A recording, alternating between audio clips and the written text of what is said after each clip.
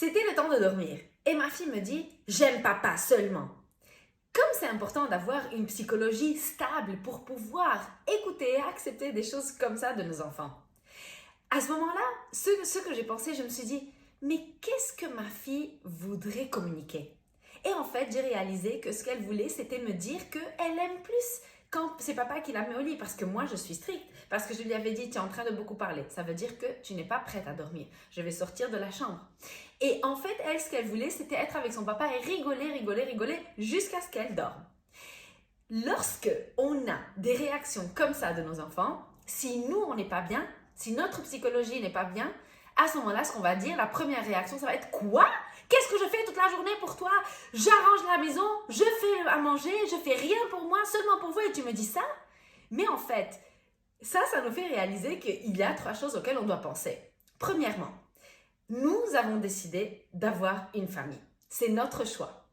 La personne qui vient dans ce monde va avoir plein de petites batailles à faire. Des petites batailles pour se comprendre elle-même et des batailles pour comprendre le monde et savoir comment elle veut continuer dans ce monde. Et 3, cette personne n'est pas redevable.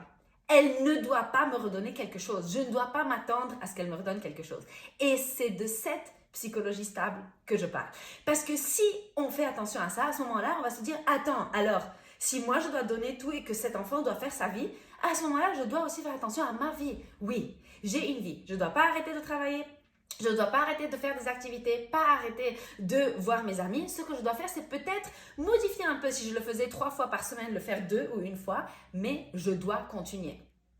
Et à ce moment-là, lorsque je continue, mon verre est plein et donc je peux donner de ce verre. Si mon verre est vide, je ne peux rien donner. Et à ce moment-là, lorsqu'elle m'a dit « Moi, j'aime papa seulement », j'étais tellement heureuse, je lui ai montré combien je suis contente pour elle. Et je lui ai dit, d'accord, papa n'est pas là aujourd'hui, tu dormiras avec lui demain. Si je veux aussi faire la bataille de qui les enfants aiment plus, si c'est moi ou si c'est papa, ça c'est encore pire parce que ça veut dire que c'est moi qui ai des problèmes.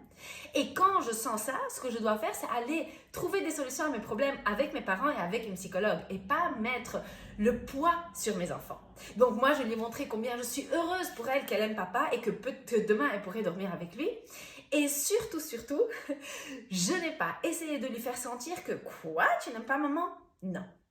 Elle peut faire ce qu'elle veut. Moi, je m'occupe de moi pour pouvoir écouter ces choses sans vraiment être abattue. Parce qu'en fait, même après, au moment de l'adolescence, ils vont dire encore plus. Ça sera des « Je te déteste, je ne te veux plus ici, je ne veux pas être ta fille ». Je dois être prête.